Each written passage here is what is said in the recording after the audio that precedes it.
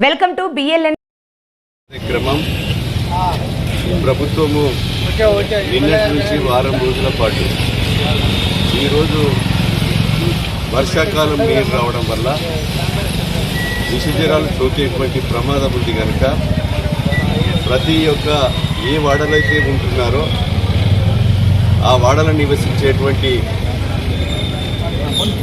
ఏదైతే వాడస్తులు గ్రామస్తులు అందరూ కూడా మీ ఇల్లును మీ ఇంటి చుట్టూ పరిశుభ్రత ఉంచుకొని మీ ఇంటి చుట్టూ నీళ్ళాగకుండా మీ వాడలో నీళ్ళాగకుండా గ్రామాల్లో వీధులలో లొంతలు లేకుండా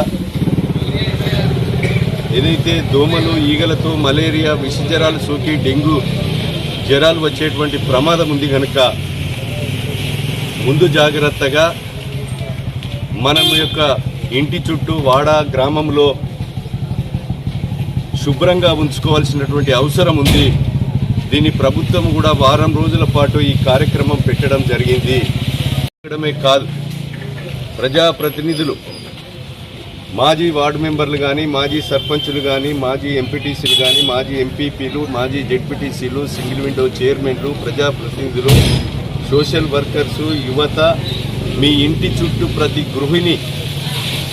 గృహంలో ఉన్నటువంటి ప్రతి ఒక్క సభ్యులందరూ కూడా శుభ్రంగా ఉంచుకొని మరి విషజ్వరాలు సోకకుండా చూసుకోవాల్సినటువంటి బాధ్యత మన మీదనే ఉందని సందర్భంగా తెలియజేస్తూ ఉన్నాం. కనుక దీన్ని అందరూ కూడా జాగ్రత్తగా తీసుకొని ఏదైతే గుంత ఉంటుందో ఆ గుంతను పూడ్చుకోవాలి మనమే. ఆ గుంతను పూడ్చుకోవడం వల్ల నీరు ఆగే పరిస్థితి ఉండదు, జ్వరాలు వచ్చేటువంటి పరిస్థితి కూడా ఉండదు. దీనికి వైద్య సిబ్బంది కానీ ప్రభుత్వం కానీ ప్రోత్సాహాన్ని అందిస్తుంది. అడ్వాన్స్గా కూడా ఏదైతే విషజ్వరాలు మలేరియా వైరల్ డెంగ్యూ జ్వరాలు రాకుండా చూసుకోవాల్సినటువంటి బాధ్యత పరిశుభ్రతగా తెలియజేస్తూ ఈరోజు వర్షాకాలం సీజన్ అయింది కనుక ప్రతి ఇల్లు ఒక 5-6 మొక్కలు పెంచేటువంటి బాధ్యత కూడా తీసుకోండి. పెంచుకొని పచ్చదనం వల్ల ఈరోజు చెట్లు పెరగడం వల్ల మంచి కాలుష్యాన్ని ఇచ్చి మంచి వాతావరణం ఇచ్చి ఆరోగ్యంగా ఉండేటువంటి పరిస్థితి ఉంటుంది.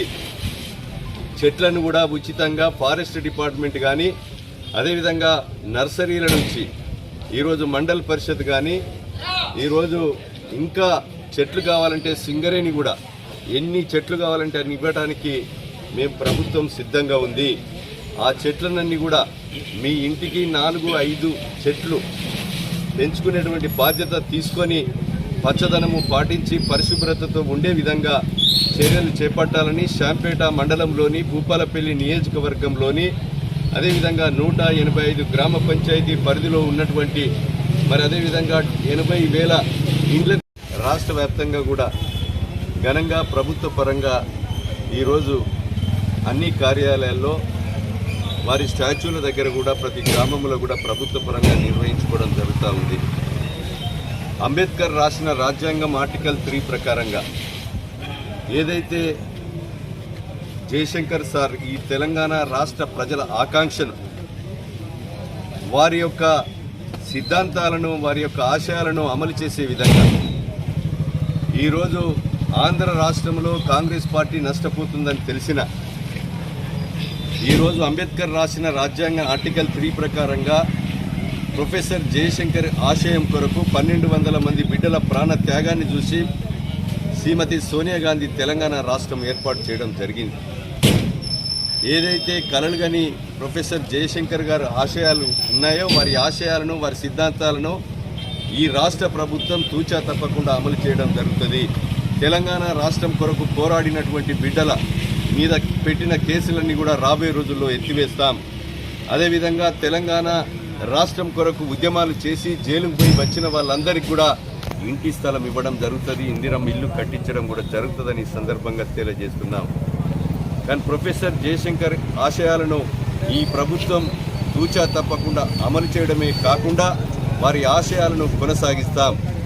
వారి యొక్క జయంతిని వర్ధంతిని ప్రభుత్వ పరంగా దీర్ఘకాలికంగా కూడా కొనసాగిస్తామని తెలియజేస్తా ఉన్నాం.